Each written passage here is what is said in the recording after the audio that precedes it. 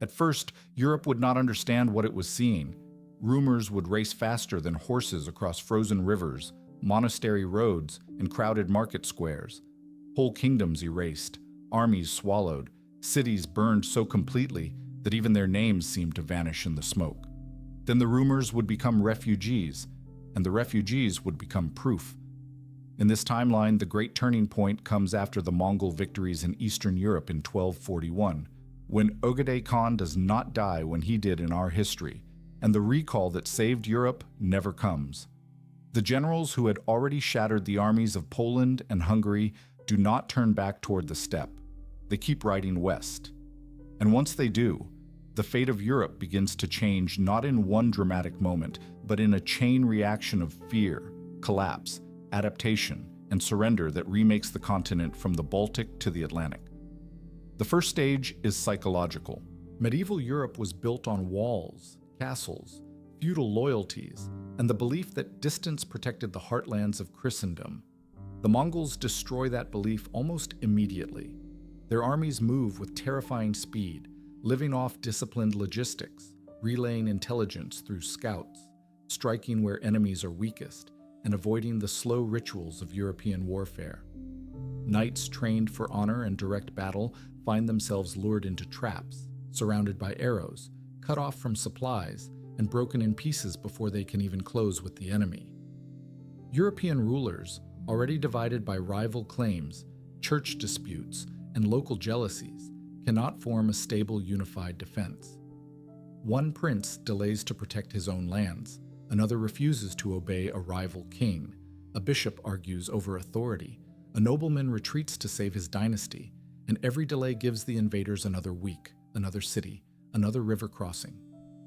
Bohemia bends under pressure. Austria becomes the next shield to crack. The Holy Roman Empire, never truly united even in calmer times, reacts with confusion instead of coordination. Some cities fortify, some negotiate, some flee, and some are made examples. News spreads of places that resisted and vanished, and places that surrendered and survived, and from that moment onward, fear becomes one of the Mongols' greatest weapons. What does a medieval town do when it hears that the riders from the east can appear, disappear, and return before the harvest is even gathered? What does a king do when he realizes that the old rules of war no longer apply? By the late 1240s, Europe enters a state of rolling shock. The Mongols do not need to exterminate every population center to conquer the continent. They need to break the political spine of resistance, destroy the myth of invincibility around Europe's armored elites, and force the surviving powers into tributary obedience. Northern Italy, rich and urban, tries to defend itself through walls, militias, and money. But money can buy mercenaries, not unity. City-states that compete in trade cannot suddenly become a single army. Some ports attempt to cut deals. Some inland towns hold out and suffer. Venice and Genoa, pragmatic as ever, quickly realize that trade with a Mongol-dominated Europe may be more profitable than martyrdom. They become intermediaries instead of victims, adapting before others understand what adaptation even means. France becomes the great Western question. If the Mongols reach that far in force, it is not because they have marched blindly across Europe, but because the continent has failed to stop them in depth. France, with its stronger monarchy and larger manpower, offers harder resistance than the East, but it also suffers from the same medieval weaknesses: local loyalties, slow communications, supply limits, and an aristocratic military culture built for a different kind of war. Large French armies can still fight brutally, but the Mongols avoid being crushed in one decisive clash. They raid, isolate, starve, encircle, and punish. Fortified regions survive longer, but the countryside begins to empty under repeated devastation. Peasants run to walled towns. Grain is burned. Church bells ring in panic. Chroniclers write of ash, hooves, and skies darkened by fire. The French crown may endure as a subordinate power, but only if it accepts tributary status. If it refuses for too long, Paris itself risks becoming a symbol. England, protected by the Channel, watches the continent with horror and false hope. At first, English rulers believe the sea will save them, and for a time, it does. But a Mongol Europe would not remain a purely land empire forever. With Italian shipbuilders, captured ports, coerced merchants, and allied naval powers, the Mongol system would begin to learn the maritime world. Not instantly, not perfectly, but enough to project influence. England might avoid direct conquest in the early phase, yet political isolation would change it profoundly.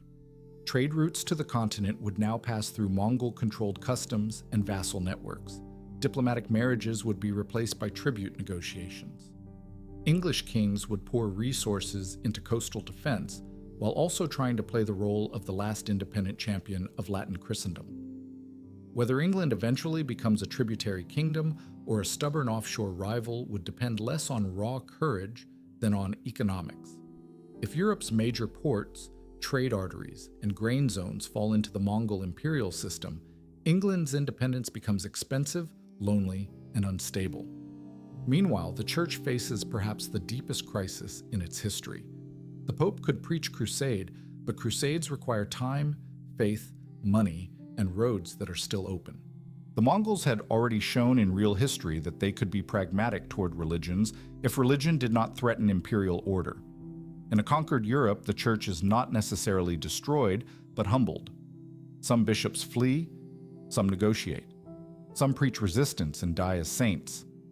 Others discover that survival under Mongol rule depends on obedience, taxation, and the abandonment of political ambitions. The dream of a united Christendom led from Rome weakens sharply when Rome itself can no longer protect the Christian world. If the papacy is forced into submission or relocation, the spiritual map of Europe changes forever. Eastern Christianity, Latin Christianity, and even tolerated Muslim and Buddhist communities within the Mongol sphere begin to coexist under imperial supervision, not because Europe becomes tolerant in a modern sense, but because the conquerors care more about order and revenue than theological purity. This is one of the great paradoxes of the conquest. The Mongols arrive as destroyers, yet the system they impose may produce a harsher but wider religious pluralism than medieval Europe had known before. The political order that emerges across the continent is not simple occupation. The Mongol way of ruling such vast spaces depends on layers, direct garrisons in strategic zones, tribute from compliant rulers, census-taking, relay roads, military colonies, tax officials, and ruthless punishment for revolt. Europe's feudal patchwork begins to flatten under administrative pressure. Nobles who once owed service through custom now owe tribute by record. Lands are measured, populations counted. Messages move faster across the continent than ever before because the empire demands information. The Yam relay system, or some European version of it, connects east and west with unprecedented speed. Suddenly, the road from the Rhine to the Black Sea matters more than old pilgrimage paths. Suddenly, merchants can cross enormous distances under imperial protection if they pay. Suddenly, Europe is not the edge of a world anymore. It is the western wing of a gigantic Eurasian machine. And here the conquest begins to produce something even more world-changing than military defeat: integration. In our history, Europe slowly rose in part because it developed through fragmentation, competition, and maritime expansion after surviving the medieval era. In this timeline, that path is interrupted. Instead of many rival states pushing technology and war against each other for centuries, much of Europe is drawn into a continental order linked to Persia, Central Asia, China, and the Islamic world under Mongol dominance.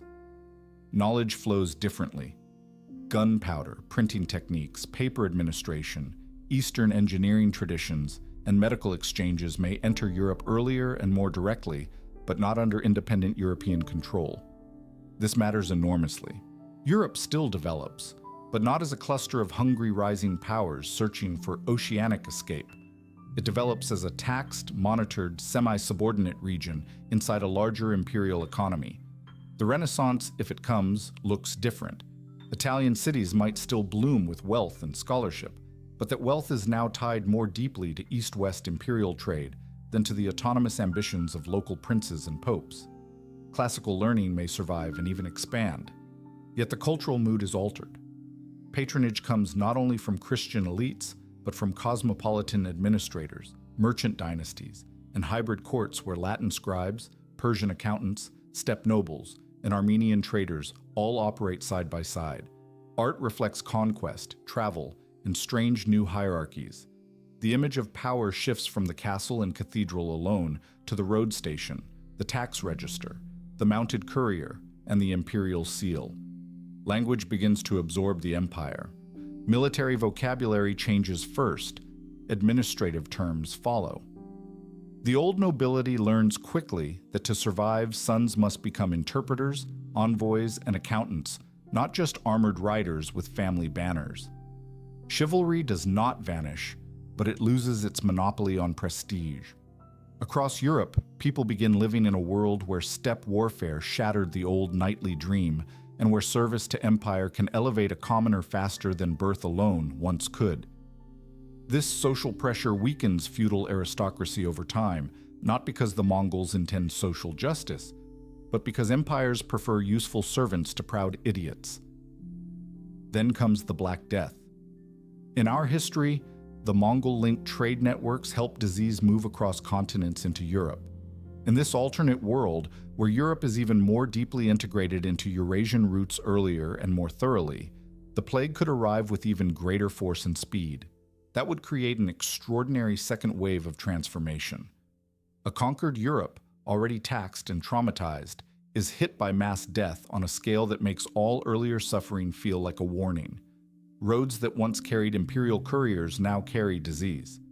Garrison towns become infection hubs. Trade fairs turn silent.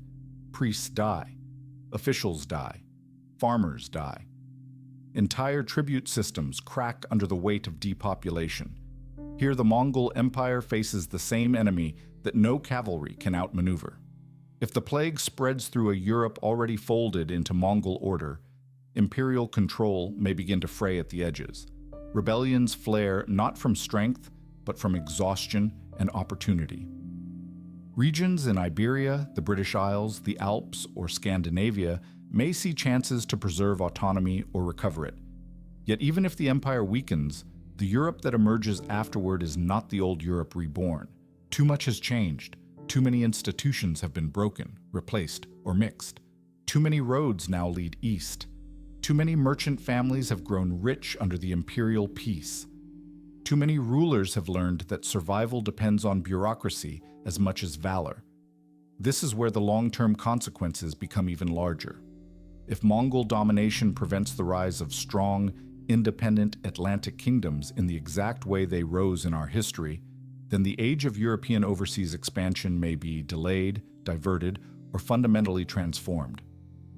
Portugal and Spain might never develop into the same kind of seafaring empires when their political futures are shaped by continental tribute and imperial supervision. Columbus may never find a sponsor in the same world. The race to the Americas may not begin from Iberia in the late 15th century, or it may begin later under very different motives.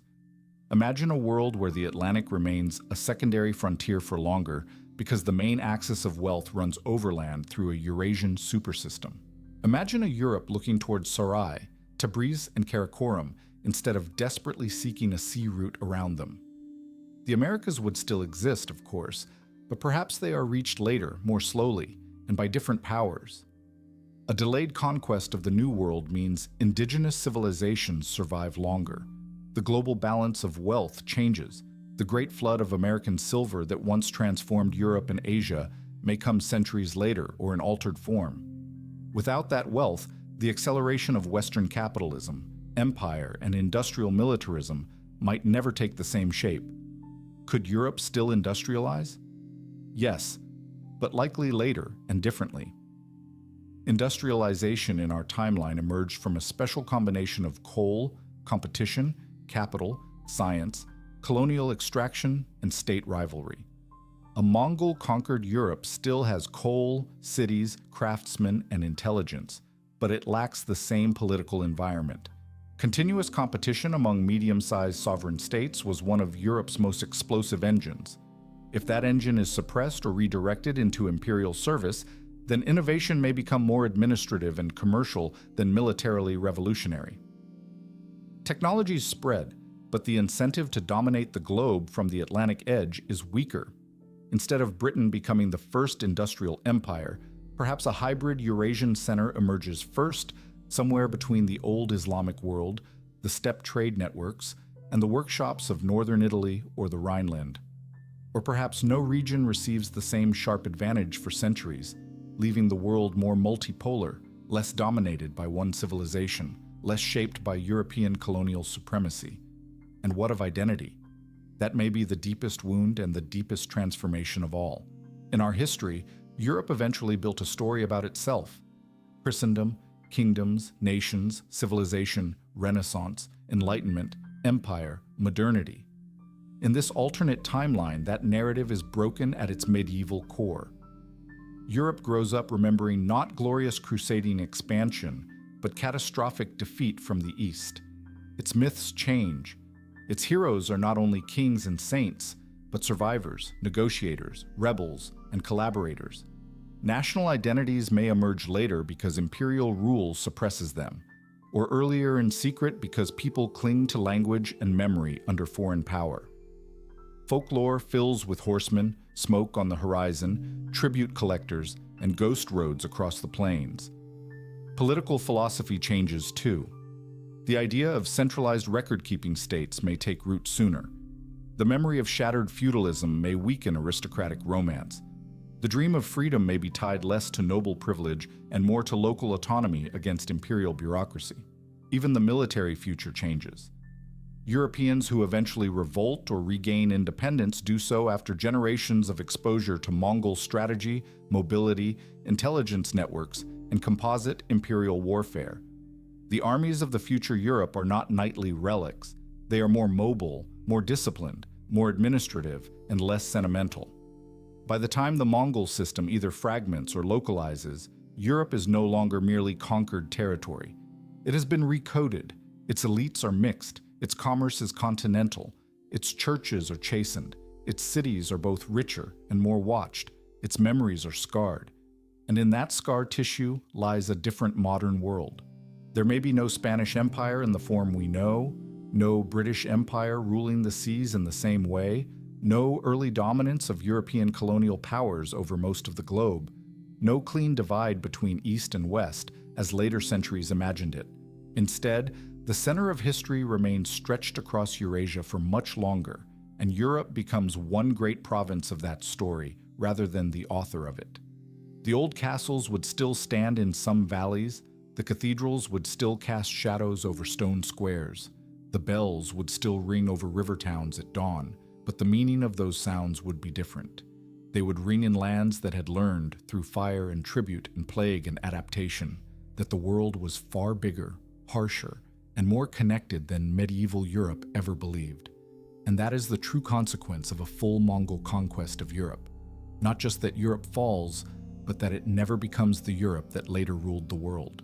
Instead, it becomes something stranger, harder, more mixed, and more continental, a Western extension of a Eurasian age in which the thunder of hooves did not simply destroy an old order, but prevented the birth of the one we know, leaving the modern world unrecognizable from the moment those riders kept going west.